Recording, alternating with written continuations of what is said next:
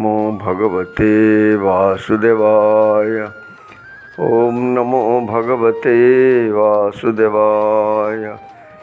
रामादिमूर्तिषु कला नियमेन तिष्ठन् नानावतारमकरोद्भुवनेषु किन्तु कृष्णः स्वयं समभवत् परमः पुमांजः। गोविन्दमादिपुरुषं तमहं भजामि। गोविन्दमादिपुरुषं तमहं स्मरामि। करुणावृणालय सच्चिदानंद घन विग्रह श्री कृष्ण भगवान कर चरण अरविंदर अनंत कोटि प्रणाम पूर्वक उपस्थित समस्त गीता परिषदर भाई भौणी मान मोर सादर हरिओम। आज आम अष्टादश अध्याय 15 श्लोक उपरे आलोचना रखिबा। शरीर वांग मनोभिर्जत कर्म प्रारभते नरः न्यार्यं वा विपरीतं वा पंचैते तस्य हेतवः। वर्तमान भगवान आनंद निधि कहउचंती मनुष्य मन वाणी और शरीर द्वारा शास्त्र अनुकूल हो बा शास्त्र विपरीत हो जहा किछि भी कर्म करे यही पांचटी ही तार कारण।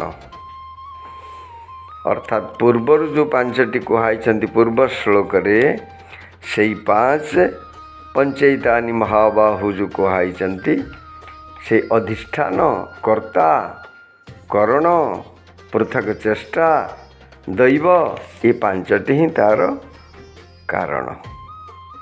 तो वर्तमान एठारे नर शब्द व्यवहार करिवार अर्थ है मनुष्य शरीर ही केवल ए जीवर पुण्य पाप रूपक नूतन कर्म करिवा पई सक्षम। अन्य जोनि गुड़िक केवल भोग जोनि सेतिरे पूर्वकृत कर्म मानकर फल ही भोग करा जाए। सेतिरे नूतन कर्म करिवार अधिकार नहीं। तेणु एठारे नर शब्द को सिद्धांत करी व्यवहार करा जाइछंती। शरीर वांग मनोभिर्जत उपरोक्त पदरे शरीर शब्द वाणी व्यतीत अन्य समस्त इंद्रिय मानक सहित स्थूल शरीर को बुझाए। वाक शब्द वाणी को बुझाए और मनस शब्द समस्त अंतकरण को बुझाए। मनुष्य जेते प्रकार पुण्य बा पाप कर्म करे से सब को शास्त्रकार माने तीन भाग रे विभक्त करछंती। कायिक वाचिक और मानसिक एपरी तीन भाग रे विभक्त करा जाई थाए। तेणु एठारे यही पदटी प्रयोग करी समस्त शुभाशुभ कर्मर समाहार करा जाइछि। तो वर्ण आश्रम प्रकृति और परिस्थिति भेदरे जहाँ पाई जो कर्म कर्तव्य बोली ग्रहण करा जाइछि एठारे ताको न्यार्य बोली कहुछि। समस्त न्यायपूर्वक करा जाउथिबा यज्ञ दान तप विद्या अध्ययन युद्ध कृषि गोरक्ष वाणिज्य सेवा आदि समस्त शास्त्र विहित कर्म समुदाय वाचक एगुड़िक न्यार्य शब्द सहित संपर्क अच्छी। तार उल्टा होची विपरीतम अर्थात वर्ण आश्रम प्रकृति और परिस्थिति भेदर जहाँ को जेउ कर्म करने पाई शास्त्र निषेध करा जाइछि ताहा जेउ कर्म नीति और धर्मर प्रतिकूल एठारे विपरीतम पदटी हेउछि सेपरी असत्य भाषण चोरी व्यभिचार हिंसा मद्यपान अभक्ष्य भक्षण आदि समस्त पापकर्मर वाचक। तार उल्टा होची पापकर्म जोटा निषिद्ध कर्म को पापकर्म बोली कहुई। तापरे एठारे यही पांचटीर संजोग बिना कौनसी भी कर्म संपन्न हो पारिबो नहीं बोली भगवान स्पष्टीकरण दे कहते। जेते भी शुभ अशुभ कर्म हुए ସେସବୁ ଏହି ପାଞ୍ଚଟିର ସଂଯୋଗରେ ହିଁ ହୁଏ। ଏଇଥିରୁ କୌଣସି ଗୋଟିଏ ବି କାରଣ ନ ରହିଲେ କର୍ମ ହୋଇପାରେ ନାହିଁ। ତେଣୁ ବିନା କର୍ତ୍ତାପଣରେ କରାଯାଉଥିବା କର୍ମ ବାସ୍ତବରେ କର୍ମ ନୁହଁ। ଏହି କଥା ବର୍ତ୍ତମାନ ଭଗବାନ ବର୍ଣ୍ଣନା କରୁଛନ୍ତି ଯେ ବିନା ଏଠାରେ ମାନେ 16 ନମ୍ବର ଶ୍ଲୋକରେ ଭଗବାନ କହିବେ ଯେ ପ୍ରକୃତରେ ଏଇମାନେ କାର୍ଯ୍ୟ କରନ୍ତି, କିନ୍ତୁ ଯେଉଁମାନେ ଅଜ୍ଞାନୀ ସେମାନେ ଆତ୍ମାକୁ କର୍ତ୍ତା ବୋଲି କେମିତି ଭାବି ବନ୍ଧନରେ ପଡ଼ନ୍ତି, ସେଇ କଥାକୁ 16 ଶ୍ଲୋକରେ ଭଗବାନ ବର୍ଣ୍ଣନା କରିବେ। ଜୟ ଜଗନ୍ନାଥ ସ୍ୱାମୀ କି ନାରାୟଣ ଅଖିଳ ଗୁରୁ ଭଗବାନ ନମସ୍ତେ। ନାରାୟଣ ଅଖିଳ ଗୁରୁ ଭଗବାନ ନମସ୍ତେ। ଆସନ୍ତୁ ବର୍ତ୍ତମାନ 16 ଶ୍ଲୋକ ଉପରେ ଆଲୋଚନା ରଖିବା। ତତ୍ରେବଂ ସତି କର୍ତ୍ତାରଂ ଆତ୍ମାନଂ କେବଲଂ ତୁଜଃ ପଶ୍ୟତ୍ୟକୃତବୁଦ୍ଧିତ୍ୱାନ୍ ନ ସଦୁର୍ପଶ୍ୟତି ଦୁର୍ମତିଃ। ପରନ୍ତୁ ଏପରି ହୋଇଥିଲେ ମଧ୍ୟ, ଅର୍ଥାତ୍ ଶରୀର ଦ୍ୱାରା ବାଣୀ ଦ୍ୱାରା ଏଇ ଯେଉଁ 5ଟି ଅଧିଷ୍ଠାନ ଅଛି ଏଗୁଡ଼ିକ ଦ୍ୱାରା ସମସ୍ତ କର୍ମ ହେଉଥିଲେ ମଧ୍ୟ ମନୁଷ୍ୟ ଅଶୁଦ୍ଧ ବୁଦ୍ଧି ହୋଇଥିବାରୁ ସେହି ବିଷୟରେ ଅର୍ଥାତ୍ କର୍ମମାନଙ୍କ ହେବାରେ ଶୁଦ୍ଧ ସ୍ୱରୂପ ପରମାତ୍ମାଙ୍କୁ କର୍ତ୍ତା ବୋଲି ବୁଝେ। ସେହି ମଳିନ ବୁଦ୍ଧିଯୁକ୍ତ ଅଜ୍ଞାନୀ ମନୁଷ୍ୟ ଯଥାର୍ଥରେ ଠିକ୍ ଭାବରେ ବୁଝିପାରେ ନାହିଁ। ଭଗବାନ ଏଠାରେ ସ୍ପଷ୍ଟୀକରଣ କରିକି ଅର୍ଜୁନକୁ କହୁଛନ୍ତି ଯେ କ୍ରିୟା ଆତ୍ମାରେ କେତେବେଳେ ସମ୍ପାଦନ ହୁଏ ନାହିଁ। ତ କେବଳ ଏ ଯେଉଁ 5ଟି ଅଧିଷ୍ଠାନ ଅଛି ୟାଙ୍କ ଦ୍ୱାରା କ୍ରିୟା ସମ୍ପାଦନ ହୁଏ, କର୍ମ ସମ୍ପାଦନ ହୁଏ। ତେଣୁ ଆତ୍ମାକୁ କର୍ତ୍ତା ବୋଲି ଗ୍ରହଣ କରିବା କୌଣସି ପ୍ରକାର ଏଠି ଔଚିତ୍ୟତା ନାହିଁ।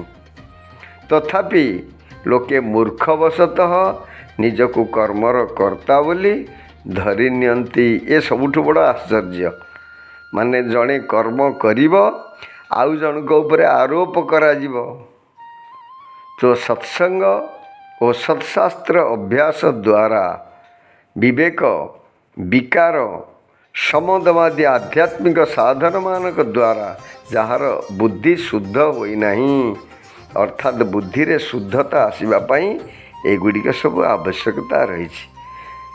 ଯଦି ଏଗୁଡ଼ିକ ସେ ନ କରିବ, ସତ୍ସଙ୍ଗ, ସତ୍ଶାସ୍ତ୍ର ଅଧ୍ୟୟନ, ବିବେକ, ବିଚାର, ସମଦମ ଇତ୍ୟାଦି ନ କରିବ, ତାକୁ ଅକୃତ ବୁଦ୍ଧି ବୋଲି ଭଗବାନ ଏଠାରେ କହୁଛନ୍ତି। ବାସ୍ତବରେ ଆତ୍ମାର କର୍ମମାନଙ୍କ ସହିତ କୌଣସି ସମ୍ବନ୍ଧ ନଥିଲେ ମଧ୍ୟ ବୁଦ୍ଧିରେ ବିବେକ ଶକ୍ତି ନଥିବାରୁ ଅଜ୍ଞାନବଶତଃ ମନୁଷ୍ୟ ଆତ୍ମାକୁ କର୍ତ୍ତା ବୋଲି ଧରି ବସେ। କାରଣ ଆତ୍ମା ସର୍ବଥା ଶୁଦ୍ଧ, ନିର୍ବିକାର ଓ ଅସଙ୍ଗ। ବେଦରେ ବର୍ଣ୍ଣନା କରାଯାଇଛି ଅସଙ୍ଗୋ ୟୟଂ ପୁରୁଷଃ।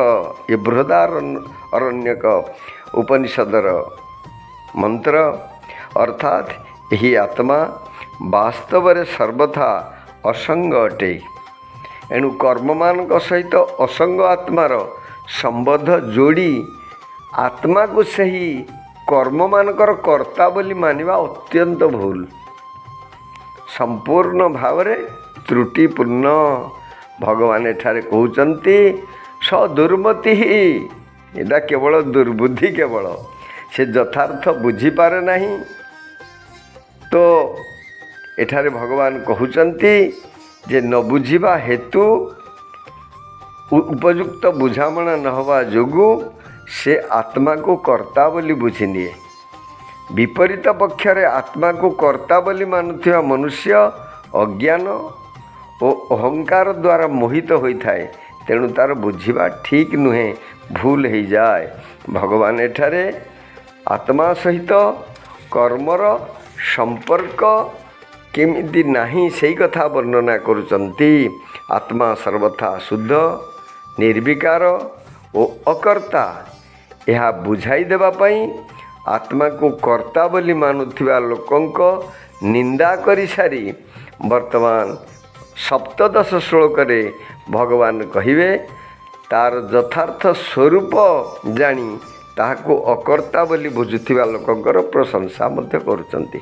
अर्थात जी जानी न पारिबो ताको मूढ़ बोली निंदा करिचंती, आउ जी जानी पारिबो अर्थात आत्मा द्वारा किछि क्रिया हो नहीं, केवल शरीर द्वारा होछि, एई पंच अधिष्ठान द्वारा होछि, एक कथा जी बुझिबो तार प्रशंसा भगवान सप्तदश श्लोक करिवे। जय जगन्नाथ स्वामी की जय। नमो भगवते वासुदेवाय। ओम नमो भगवते वासुदेवाय। वर्तमान आम षोडश श्लोक पाठ रखा। तत्रैवं सति कर्तारम् आत्मानं केवलं तुजः पश्यत्यकृतबुद्धित्वान् न स पश्यति दुर्मतिः। तत्र एवं सति एपरि होइथिबारु कर्तारम कर्ता परि आत्मनम आत्मा केवलम केवल तू निश्चित भावरे जह जीए पश्यति कहले देखे अकृत बुद्धित्वात् असंस्कृत बुद्धि होइथिबारु न नुह सह से पश्यति देखे दुर्मति ही दुर्मति पुरुष। आउथर पाठ रखिया। तत्रैवं सति कर्तारम् आत्मानं केवलं तुजः पश्यत्यकृतबुद्धित्वान् न स पश्यति दुर्मतिः।